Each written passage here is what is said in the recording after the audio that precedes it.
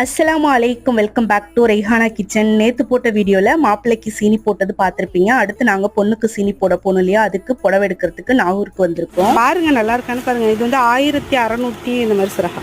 எங்களோட ஃபேமிலியில் அடுத்த ஜென்ரேஷனோட ஃபர்ஸ்ட் மேரேஜ் இது. ஸோ ஒன்று பார்த்து பார்த்து செய்யணும் அப்படின்னு சொல்லி பிளான் பண்ணி ஒன்று செஞ்சோம். இருந்தாலும் எங்களுக்கு வந்து டைம் பத்தலை.